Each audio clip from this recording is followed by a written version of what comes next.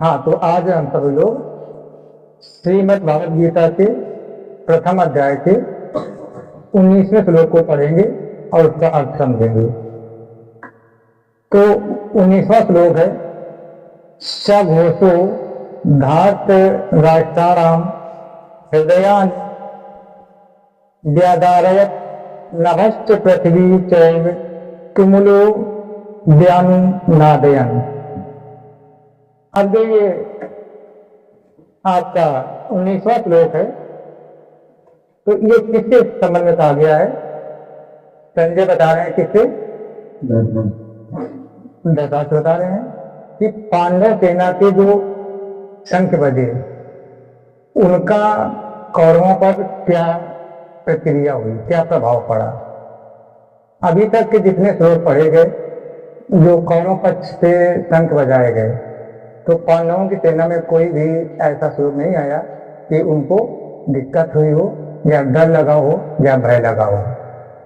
लेकिन इसमें इस श्लोक में ये आया है कि सघोषो मतलब उनके शंख बजने से, किनके? पांडवों के शंख बजने से धार्त राष्ट्राणाम का मतलब धृतराष्ट्र के पुत्रों और उनके साथियों, धृतराष्ट्र के पुत्रों और उनके साथियों हृदयान, हृदय में या दिल में, व्यादारयत मतलब हृदय को विदीर्ण कर दिया।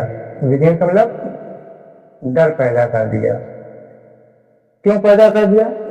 क्योंकि वो आवाज ऐसी थी। अब आवाज कैसी थी? नभश्च, नभश्च माने नभ को छूने वाली, और पृथ्वी से स्पर्श करके कांगड़ी आवाज आकाश में। इसको क्या कहते हैं? प्रतिध्वनि। कभी प्रतिध्वनि साइंस में पढ़ा नहीं पढ़ा है? कैसे होती प्रतिध्वनि? जब कोई आवाज बोलते हैं तो टकरा करके वहीं पे गुंजायमान बनी रहती है। तालाब के किनारे खड़े जाओ, आवाज से बोलो तो थोड़ी देर बाद फिर वही ध्वनि सुनाई पड़ती है। कुएं के पास आवाज बोलो जाते तो फिर वही आवाज हमको रिपीट मिलती है। वही चीज आजकल कहते हैं साउंड में लगा दिया इको, वही आवाज फिर सुनाई पड़ती है। चैव तुमुलो का मतलब कि भयंकर, तुमुलो माने भयंकर, व्यानुनादयत जन गूंजते हुए। तो वो जब शंख बजाए गए पांडवों की तरफ से, सभी महारथियों ने बजाए, तो वो इतनी आवाज भयंकर थी कि पृथ्वी से जाकर के आकाश तक का जितना बीच का प्रभाव क्षेत्र था, सब में इतनी भयंकर आवाज हुई कि उससे कौरव सेना के और उनके दुर्योधन के सभी भाइयों के हृदय विदीर्ण हो गए। अब यहाँ पर एक बात आती है कि ये अतिशयों की लगता है कि पृथ्वी से आकाश तक प्रतिध्वनि हुई। तो ये लगता है कि ये ऐसा कैसे हो सकता है? तो उसका अपने दैनिक जीवन में ये हम उपयोग कर सकते हैं, दैनिक जीवन समझ सकते हैं कि जब हम कोई गलत काम करते हैं, अनुचित कार्य कर देते हैं, तो अपने आप हृदय की स्पीड बढ़ जाती है, जोर जोर से हृदय धड़कने लगता है। ऐसा आभास किया कि नहीं किया? जब कोई गलत काम कर दें, चोरी कर लें, हैं, तो चोरी करने में भय बना रहता है। या विद्यालय में कोई काम दिया गया, नहीं याद रहा, और जब कॉपी चेक करने नंबर आया कि चेक करवाओ, तो हृदय की पंपिंग सेट क्या हो जाती है? बढ़ जाती है। या कोई काम करने को दिया जाए, मम्मी पापा काम दे और भूल जाओ, और जब आए काम नहीं हुआ डरने लगे, तो क्या होता है? जब डर होता है तो क्या होता है? उससे हृदय की गति बढ़ जाती है। वही यहाँ पे कह रहे हैं कि क्या हुआ था कि सभी के हृदय विदीर्ण हो गए, मतलब भय हो गया। अब उसको हम अपने दैनिक के उपयोग में कैसे समझें कि जब हम किसी से लड़ जाते हैं और लड़ने के बाद वो कंप्लेन घर में पहुंचती है, तब क्या होता है? उस समय हार्ट बीट बढ़ जाती है, धड़कन बढ़ जाती है। या हम किसी समूह में हैं, अपने दोस्तों के साथ हैं, मान लीजिए कि 2 का समूह है, 3 का समूह है, अब किसी एक ने गलत कर दिया तो फिर सभी बुलाए जाते हैं कि सब आ जाओ। तो जो चोरी करता है या गलत करता है उसके सफर चारों के प्रभाव में आ जाते हैं, और चारों का क्या होता है, चारों का हाल बुरा हो जाता है। ठीक है, घर में कंप्लेंट पहुंचेगी तुमने कि ऐसा किया है।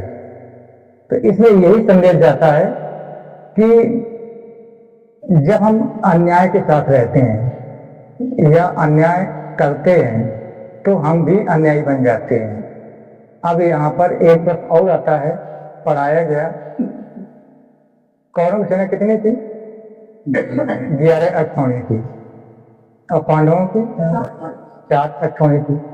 तो 7 अक्षौणी के शंख बजाने से 11 अक्षौणी वाले कांप गए।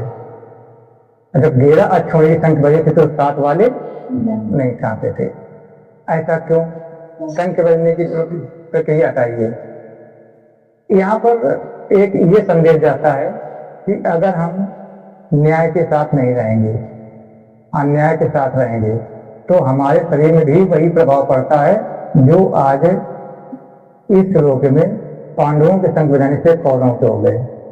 क्योंकि कौरव में जितने सैनिक थे तब जान गए थे कि हम अधर्म के पक्ष युद्ध कर रहे हैं और अधर्म के साथ हम खड़े हैं, और वो धर्म के लिए हैं, और वहां पर साक्षात भगवान श्री कृष्ण उनके साथ खड़े हैं। तो ये निश्चित सबको आभास हो गया था कि इस युद्ध में हमारी मृत्यु होनी है। तो उस मृत्यु को देख करके सबके हृदय विलीन हुए थे। ये अपना एक अपने लाइफ का एग्जाम्पल है। जैसे गैंग बनते हैं डकैतों के, तो उसमें एक के साथ वही होता है जो फिर तक पहुंचता है, एनकाउंटर होता है, फिर सब भागा फिरते हैं। तो ऐसे हमको दैनिक जीवन में क्या करना है कि दैनिक जीवन में हमको यही ध्यान रखना है कि हम कभी भी अधर्म के साथ ना रहें, कोई भी गलत कार्य, अनुचित कार्य ना करें। क्योंकि कौरव तरफ से तो वो हर तरह का खेल हुआ। कौरव तरफ से पहला तो क्या हुआ, धोखे से जुआ खिलवाया गया और जुए में हरवाया गया। इसके बाद द्रौपदी का क्या हुआ, तीरण हुआ। तो वहां पर चरित्रहीनता भी उन्होंने की। इस चरित्रहीनता का हम लोगों को एक विशेष ध्यान रखना है कि अपना कैरेक्टर, चरित्र खराब नहीं होना चाहिए। दूसरी बात, हमको कोई भी नशा या व्यसन नहीं करना चाहिए, नहीं तो ये मान चलिए कि कभी ना कभी हम अधर्म के चक्कर में आ जाएंगे। और यहाँ पर एक चीज और है कि अब हम इसको दैनिक जीवन में उपयोग करें। कि जैसे प्रश्न आया कि वो जो पांडव थे उनके साथ भगवान श्री कृष्ण थे, आपके साथ ईश्वर रूप, ईश्वर के समान माता पिता और गुरु हैं। अगर इनके सानिध्य में रहेंगे, इनके ज्ञान से आगे बढ़ेंगे, तो आप उसी ख्यात की तरफ पहुंच जाएंगे जैसे पांडवों को ख्यात प्राप्त होती। ख्यात माने यश। अगर यश प्राप्त करना है तो माता पिता और गुरु के साथ रहते हुए समाज में जितने लोग अच्छे लोग हों, जिनसे वो ज्ञान मिलता हो, उनके साथ रहने का प्रयास कीजिए, तो किसी के हृदय विदीर्ण नहीं होंगे। तो इस बारे आज के श्लोक में यही था कि शंखों की जो ध्वनि थी वो कौरव सेना को प्रभावित कर गई, उनके हृदय को विदीर्ण कर गई। आजकल यही आवाज डीजे में हो रही है।